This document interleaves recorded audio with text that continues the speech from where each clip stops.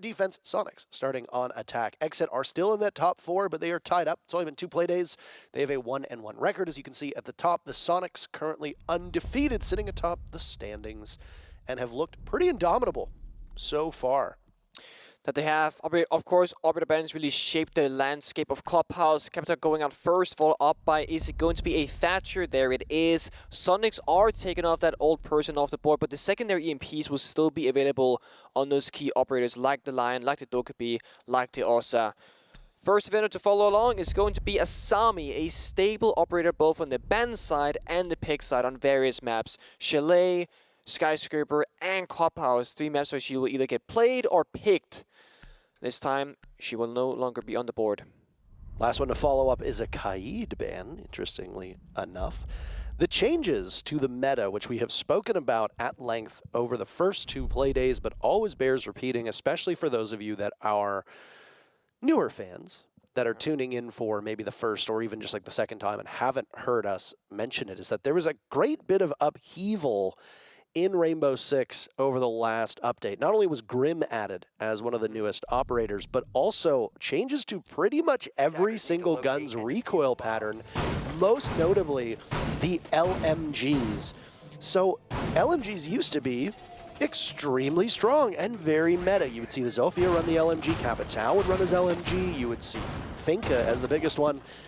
Almost all those operators, while some of them still remain meta like Zofia, you don't see the LMG get brought out, back to the AR as the standard. Additionally, there's a secondary gadget that was added to the game, very similar to the mini thermites that were added a couple seasons ago. There are now mini EMPs that have been added, and as such, the pick and ban rate of Thatcher has gone way down. Nook has been the most banned operator so far this stage, yet she remains available and unbanned as we start off round number 1. That she does. Do keep in mind that those secondary EMPs, the radius is significantly smaller than a Thatcher EMP, and they only disable any electricity or gadgets for 9 seconds. So the kite ban to match the Thatcher kind of makes sense because it can be very difficult to deal with both a kite claw and a mute jammer on the same wall because the radius doesn't reach both. Either way, first round is underway. A roam extension from Xset and a good impact trick there from the Wamai of Yogg to deny the Selma charge opening on the wall. Of course, Soniqs are opting for a double heartbeat situation. You do need that on Clubhouse. There are too many walls and hatches for a singular operator. They're bringing the Ace and they're bringing the Thermite. So despite this being a basement attack, they're not opting for the Hibana for that kitchen hatch, which most teams prefer. They're likely just gonna, opt for the roam clear here instead, but they've kind of left Yogg alone so far and instead putting attention towards Spirits and Master Bedroom. It's a minute now as we start off with the discovery phase, as always. Xset very committed to that top floor hold. Gunner the first one to see any bit of daylight, and it's down onto Yaga. Very first pick goes in favor of the Soniqs. Both Rexon and Gunner have taken a little bit of lumps, but are still ultimately upright. One of the major downsides to attacking teams with Finka not being available is that when you commit to gunfights, you have no way to get yourself back up top. We saw a lot of very aggressive, very scrappy gameplay that was enabled by Finka because even if you took about 70% of your life away, you could still get most of it back depending on what stage of the round it was in. It's not really the case anymore, so we've seen a bit less, I would say, enthusiasm to take engagements now that there isn't that healing option available for the attackers. No, it's a good point, and it takes a bit of adjusting to for pro players because, I mean, the punishment there is now real like it once used to be, so every single piece of damage that you take, you're gonna, go forward with that health missing throughout the rest of the round. Hatch being opened up, 2 summons on the blue hatch, 1 exothermic charge on bar, and the last exothermic should likely go on the kitchen hatch. Now, there is a C4 available from Spirits, but it doesn't look like he's going to be challenging, so Geo should be okay to pop open this hatch safely. Note that there is no smoke grenades on the Thermite. Those will be on Grixor on the Jackal instead. With 37 seconds left on the clock, it's going to be an execute relatively soon from Soniqs because otherwise the Toxic Babes will be problematic. They're also just going to flat out run out of time. How many times have we seen a team just ultimately lose out to the clock. I feel like because of the way that the meta has changed and teams maybe not being the most comfortable with their new lineups, there has been not as much urgency to be able to get on in. Numbers even out, though, as Diaz fires back before Kino is traded out. So the advantage stays in favor of Soniqs. Kansan drops in the midst of the smoke. The diffuser in the hands of Geo will need to get planted. Down goes Spirits, down goes Diaz, and it's Gomez to try and clutch. He can't do it. Grixer walks right in, and Soniqs take round number 1. Yeah, and again, like that opening kill that Gunnar got early on that blue window really pays off because in a 5 versus 4 scenario, you have the man advantage from the get-go. So when you trade 1 for 1, it goes 4 versus 3. Then it goes 3 versus 2. Eventually, you'll hit that 1 versus 0 mark and win the round. When it comes down to a basement execute, having more guns alive than the opponent is always going to be king because the defenders, they have to worry about the blue hatch, the blue stairs, the garage hallway in the basement as well from pits, you know, kitchen hatch, moto hatch, long hallway downstairs and basement. There are so many different angles and avenues that the attackers can entry from. And when you're missing one person on the board, it's one less angle you can cover. And Xset, they're going to change the bomb site around from basement up into bar. And bar is a bomb site that historically doesn't get a whole lot of play. But let's go back to the most recent major of Berlin Major, right? Yes. In the final round between FaZe and Rogue, it was actually a bar defense that got Rogue the victory. So bar is slowly kind of building its reputation to be a viable bomb site at a very high level of play. It was played in LATAM throughout Stage 2 and Stage 1 earlier in the year, and it was played a tiny bit in both North America and Europe. But I do expect this bomb site to see more and more play as time progresses on this map. Oh, this is a bit of an unconventional bomb site here, but I do like it. I like it very much. You can extend you can reach the whole map, right? Up in server, up in master, you can go into strip if you want, you can go into garage. You really can choose to fight every single entry point from the attackers if you want to, or just kind of sit tight on the bomb site itself and hope that you don't get overrun by verticality. It really depends as well on how the defense structures this. Castle is seen quite frequently on these bar stage defenses. Obviously, Xset is foregoing a castle for this particular instance, and instead will likely use those intel devices that come with the Valkyrie, the Echo, and the Maestro. So lots of information to be had, but just because you have that info does not necessarily mean you are able to act on it. You can have all the black eye cams and evil eye cams in the world, but if you're losing your duels or just simply getting pounced on from good drone work on the attacker's side of things, then it doesn't really mean all that much. Anyway, this extension that you talked about for this bomb site leads Soniqs to roam clear up top, and Gunnar again could be the first one in an engagement, but has to be wary of the opening that's been created in the logistics wall leading into construction. Yaga playing behind a deployable shield is largely secure, but the Soniqs will have to tackle this beachhead before they can get anything happening. There's 90 seconds left in the round for them to do so. Yeah, I mean, Yaga in this position is going to be the first obstacle for Soniqs. And opening up that wall next to Gunnar, which is now being opened up with a single combo, is going to force him backwards. And look at that timing. A nice swing with the Selma charge secures a free opening kill, and it solves the problem of that position that he was in. Huge value for Gunnar upstairs. Not only 3-0, but also in a position where he's cleaning up on kills and getting that utility to boot. Xset don't really know how to respond at this exact moment, and they seem to lack some information as to where the remaining players from Soniqs are coming from.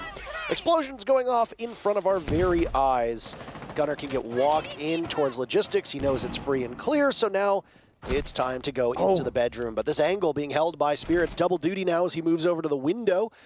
He's got one member of Soniqs down. Can he get another? He looks away at the last second. He and Rexen were almost on a collision course there.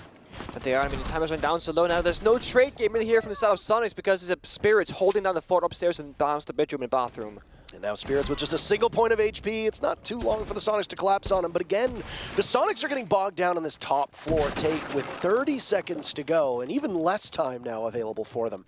They'll have to reposition. Kansan leading the charge down the stairs. Two members of Xset on the bottom stairs landing. Diaz trying to play safe.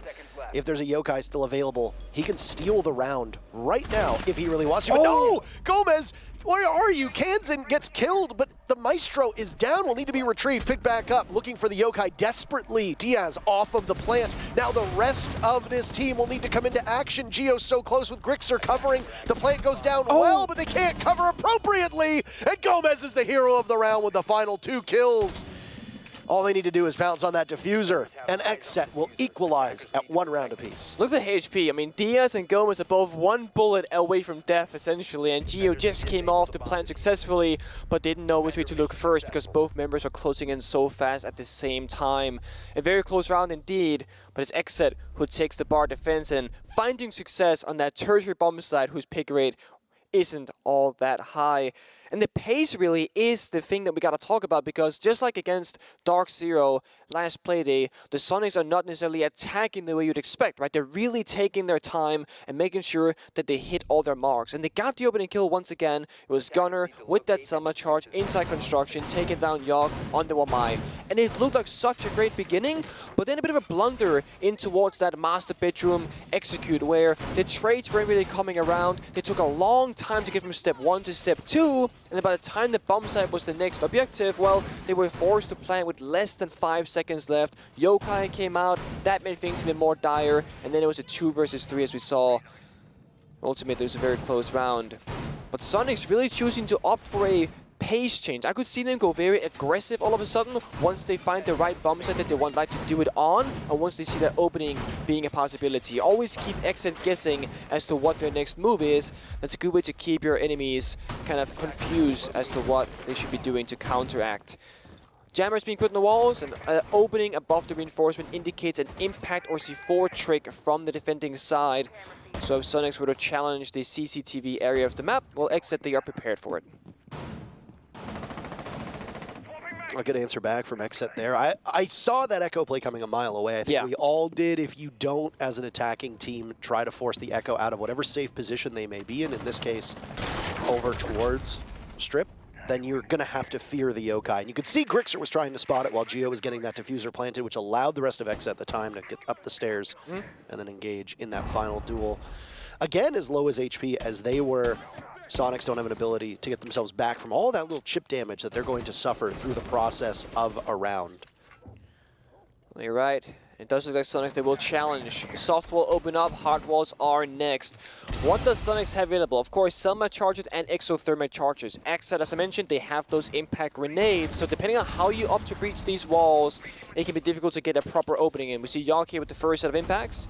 Feet level hole being made. Of course, Yogg can throw his impact through it or take the gunfight instead. The damage goes out, but he gets out alive. That's important because this time around for the defenders, Parker, there is healing on the board. Gomez has brought the Thunderbird. Look at Yogg's health. He's back to full HP just moments after taking all that damage. So Soniqs, they've not really gained anything but a bit of map control, and they burned Heart Breach, and they burned time, and they've burned a few drones in the process, only that being 2. All right, just past the halfway point. No damage has been done yet to either team. Again, this discovery phase that we talk about is the first minute, roughly. If you want to break it down, you've got the first minute, which could even extend into the first 90 seconds, minute and a half of a round, where the discovery work that's being done by the attackers could lead to an early pick, which it does here onto Diaz. I don't know if Rexon just was simply going for a pretty standard pre-fire or if there was greater information there, but look at how close Gunner is to the bomb site. What on earth? He is so near to it. Steps away. Gunner is really streets ahead of the competition at the moment. They don't account for the fact that Yogg is playing downstairs. An uncharacteristic miss for Grixer on that engagement. Gio sets the numbers back into a 3v3 as Kansan's been felled as well. Down goes Rexon. Spirits and Xset are firing back. Now it's Gio's turn over towards the stairs as he flashes out. He's shoulder to shoulder with Gunner, who takes advantage of one of those Kona stations. Gives himself a bit more staying power. Now the cutoff for SQ. Diffuser going down, and Gunner is holding this position at the top of the stairs. Both players from Xset will look to retake from the same area. They're going to walk right into Gunner's line of sight, playing this angle, but he repositions. He's given them a window to go through weight room if they so choose. They're going to have to swing on to Gunner at the same time. All the while, Gio is repositioned as well. Xset fighting for their lives at this position. A pre-fire from Gomez does not work out. Weakens Gunner, but he's still upright. His 5th kill to his name. Yaga searching for more. He got 1 to start off the midway point of this round, but he's running out of time with that diffuser. Hunting for Gio, but Gio's the one to get the kill. Soniqs regain the lead. That they do, and a great opening once again. Always finding opening kill and Superset at like a 97% conversion rate when they get the opening kill into a round victory. And they're really making sure that they get that every single time because, again, they're very slow pace. And Xset, they matched right here. York with an impact grenade, got that kill onto Grixer down below. But the downside of that happening is that the moment they saw York downstairs and they saw Gomez on the main stairs, well, Gio and Gunnar knew last two members are both roaming as they could deduct that from the operator weapons or operators themselves. So the plant, it was relatively free. Both members were playing impact grenades, so no C4 was really had there. And no information on the side, seemingly, as there was no real yellow pings going out at all. So good round again from Soniqs. Basements on the table, on the menu now for Xset instead. They're gonna try one more time. In the opening round, they went basement. Soniqs did a very slow roam clear inside kitchen, hatch, execute. They didn't go for the plant, they went for kills, and they were successful in that. But a bit of a different operator lineup right now. Gunnar is actually attacker repicking from the Sophia onto Nuke. That's going to be the first time in this matchup where she gets played. And I will say on Clubhouse, Nuke is not the most common operator because the map isn't this, it's not a bank, it's not a huge open map with a bunch of different avenues really. You got your garage, your blue window, you can go in strip side or top floor, but usually you have like one pathway towards your objective, and that's going to be one of those main staircases. Now, Nuke does have those frag grenades regardless of whether you want to be sneaking around or not, so you're always going to have more explosive utility, but I'm curious as to see if Gunnar's going to be going in solo. As he's proning through the door into stock, it looks like he is going to be trying and disrupting these roamers. Gomez in the blue stairs, and while Maya of York just ran up that staircase, he could easily find one free kill here. This really has been a slugfest, though, but Gunnar's been so good. Can he creep up and capitalize off of this? Yes, he can. That's so scary. Easily done, and that's a jump scare for Gomez. Gunnar had some issues in his first two play days with being among the first to die for Soniqs, and yet they still persevered. Well, now Gunnar is leading the way in these opening picks. I believe he has 3 of the 4 so far for the Soniqs, and he's 6-1. I mean, Yaga tries to engage. He gets a kill on the Rexen, but Kansan is there for the follow-up. They trade out, but every single time there's a trade out for the remaining 2 minutes of this round, it will benefit the Soniqs. I mean, the fact that York gets a kill there is actually really impressive and very important because that's a 5v3 otherwise with both Ace and Thermite alive. So he really shouldn't have gotten that kill, but that's York's raw aim skill and mechanical skill that got him there. And now the side of Soniqs have to attack with just 2 exothermic charges at their disposal. They have to make a hard decision now. Which 2 hatches or which wall are you going to be breaching? It's going to be bar. That's step number 1. That's either going to be in church wall downstairs is next, or the kitchen hatch will be up instead. No impact on eyes from Xset. Kitchen hatch is relatively safe to open if you want to go for it. The C4 Spirits didn't get used aggressively last time. It might not be this time either. Ultimately, it comes down to the executing the gunfights. You can do the best strategy in the game in Rainbow Six Siege, but if you lose your ones, you lose that 50-50 gunfight, well, the round is not going to go your way. And it is indeed going to be a moto hatch, kitchen hatch, execute. So a similar fashion as the first time around. Let's see if Xset can hold it or not. Well, I think the big issue is going to be blue control, whether Soniqs can get it very quickly and box Xset in. They've lost Spirits now, so 2 players for Xset stand against the tide of SQ. Gunnar continuing his reign of terror. Kino repositioning over towards Church, so some light blue control is still there, but Kansan's split push down dirt is too much for Xset to handle. Kino now with 0 kills to his name. He sees the calves of 1 player, but not much more. He controlled his recoil, yes he can. Gunnar had just a tiny bit of HP, and for Kino it was just a couple bullets. But Grixer's there for the follow-up, watching Moto door. Soniqs will stretch their lead after the diffuser goes down. They're up 3-1 over Xset. And again, it's all about that man advantage. They came from so many different areas. Blue stairs, dirt tunnel. They went for an aggressive spawn peak. We could very well see a rush this round from Soniqs to be like, you know what? That tactical timeout is not going to matter. We're going to change the pace entirely and keep you guessing as to what we'll do next. So we'll see. Gunnar is flexing around so far, so we can see when the round starts for real, what operator he will be on. That might signify what kind of push they'll be going for. Nuke, he was sneaking around. Sophia, he's entering. On Maverick, likely gonna take a backseat and breach those walls first, as we are fighting ourselves on the CCTV bomb side. 10 seconds left. I like the time being taken now. Again, there's some theory crafting that happens when teams take the time out because you have 2 rounds remaining on defense for Xset, and then obviously they swap sides. How much of that discussion, how much of that conversation that's happening with their coach Vivas behind them is about this defense? How much is looking forward towards attack? How much is this trying to like settle nerves as well? Because a lot of times with Xset, they always thrive after a timeout. Is it because they get some more strategic element that's been missing, or is it because their mindset needs to be changed?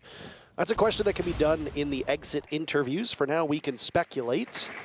This is the very first time that we are seeing a defense of this CCTV cache bomb site. That is correct. You are hearing that right.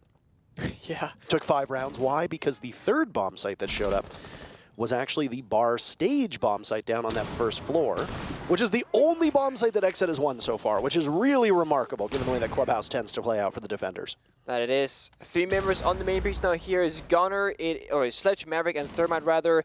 Gunner's gonna walk around and rotate elsewhere. They got the wall open up relatively easily, so there's no bandit on the board for Xset, so no real wall that can be had. But they're just walking in Garage, just gets that opening kill, and that's gonna open up the round so quickly for them.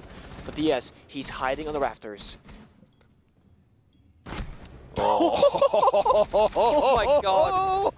Rexon is on something today. Geo adds to the tally. Xset took this time out, but it is not anywhere near as successful as they would have liked. Only 2 players from Xset left with 90 seconds to go. Grixer a kill of his own. It won't be a team ace because there were 2 kills from Rexon earlier on. And there will be no team ace at all. Geometrics taken down by Yaga, who's still on this one-man stand inside of Cash. Tries to rotate out, but it's a 3-piece for Rexon. That means Soniqs will take the first half 4x because there's still 1 more round to go. They could take it 5-1. They could lose it 4-2. But either way, Soniqs very firmly in the driver's seat of this matchup. I think that round is like, I feel like if you were to, like, if you asked me, explain the roster change of Soniqs, I'll be like, play this round for them. It's just like the firepower right now from every single member is just there. And I think Super spoke about it as well. He said, Geo plays the same role as I did, but he's a better individual player. And right now, Soniqs, if they want to, they can quite literally just walk over Xset on a CCTV attack like that. And we spoke about pace and the tactical time. And they might go for a rush. Well, they didn't go for a rush, but the round ended within 60 seconds, essentially, from that when that wall first got opened up. They drone Garage a singular time. 1 member of Soniqs held downstairs of Lounge so that the swing couldn't be had for a trade. 2 members walk in Garage door. They get the first initial kill. Then they find the person hiding on the rafters. And then Geo finds another kill on the side as well. They just completely are on a tear when it comes to finding these members of Xset. And when you burn your tactical timeout, that normally you thrive off of, when your coach gives you valid strategical input, at least we can assume that he did, and then that happens, it's like, okay, what are we going to do now, boys? Well, let's go back to bar, where we found success in the second round. It was off that yokai that stalled out the plant so long that the members of Xset could push on up and get that crossfire going. It was such a close round. Both members were 1 HP when the round ended, and ultimately could have gone either way. If anything, we got to look at opening kills. Xset needs to either stay alive for longer and burn down that clock, or they need to lash back and be the ones to actually get the opening kill in their favor, because right now they're losing it every single time, and it's not a good look.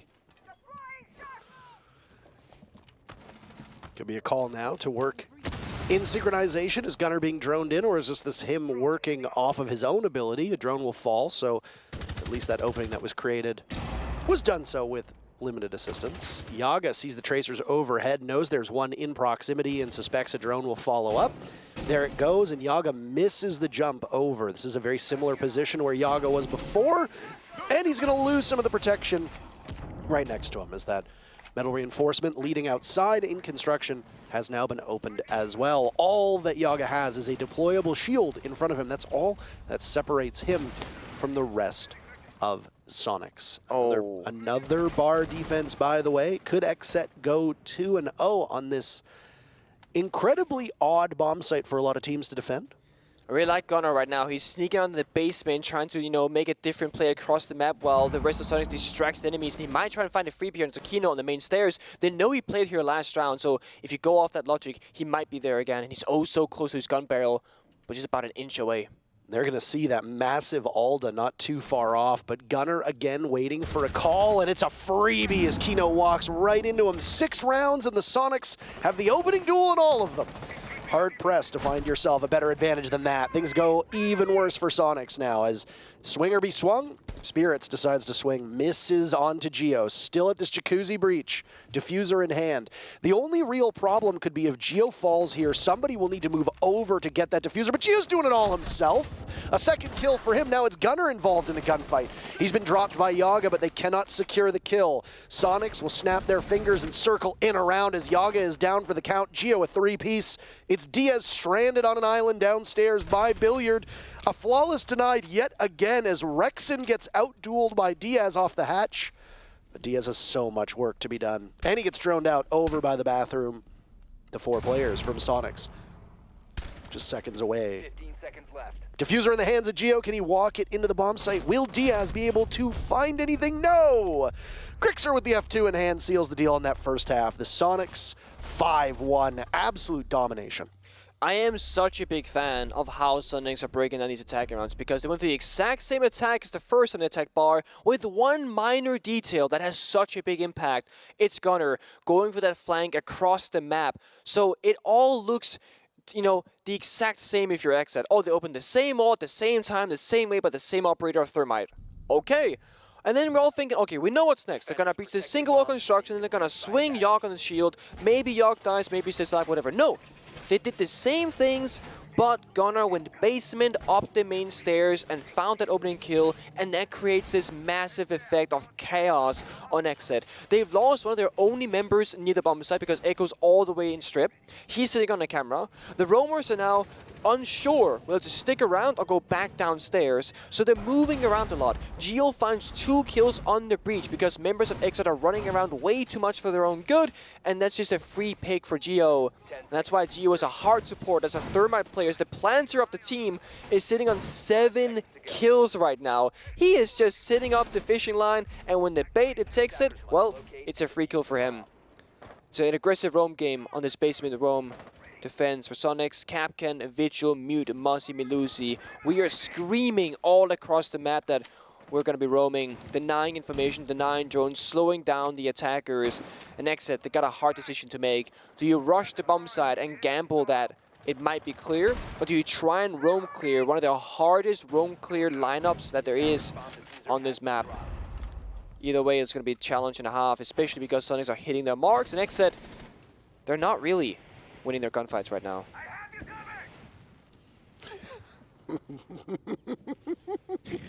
What? Just how you finish that point by just the most underrated comment of the day.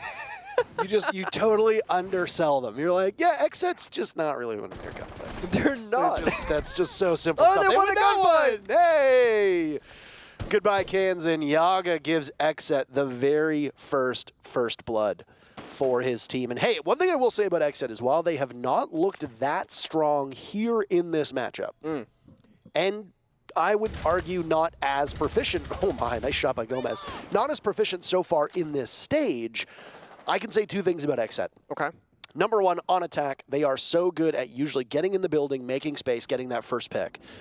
Time and time again, Xset seems to excel in that position. And number 2, they always tend to excel after a timeout. The second has not happened yet. They took their timeout at the tail end of round number 4. Since then, they have not won a single round.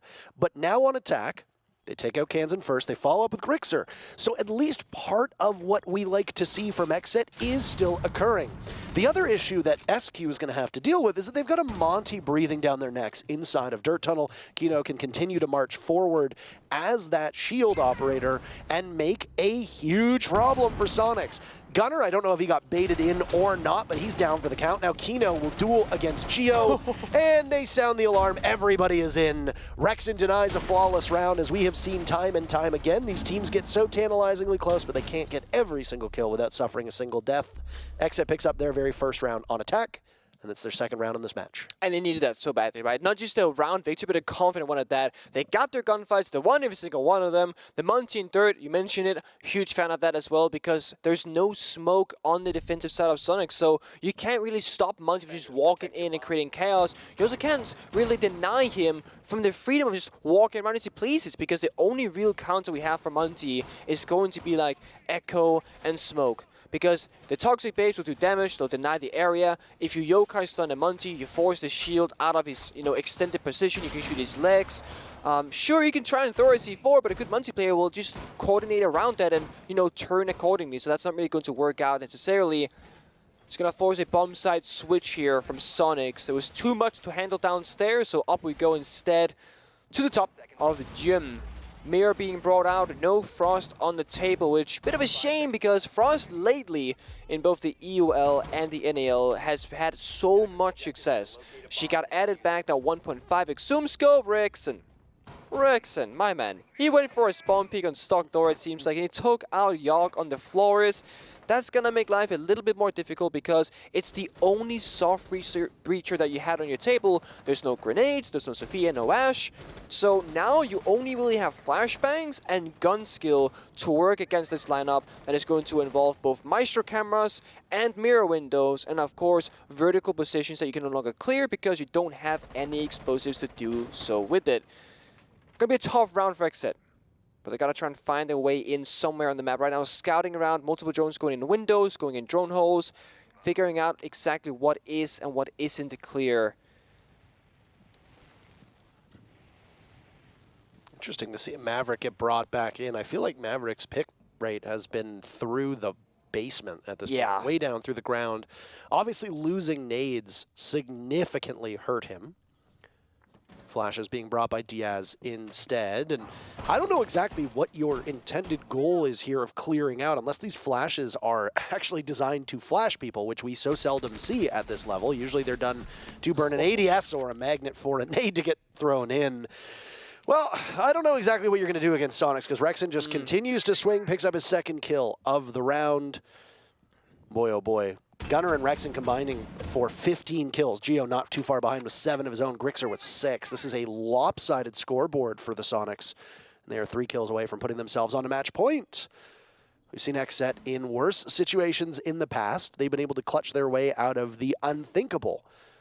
But their clutch master tends to be Kino, and he is having a rough game so far.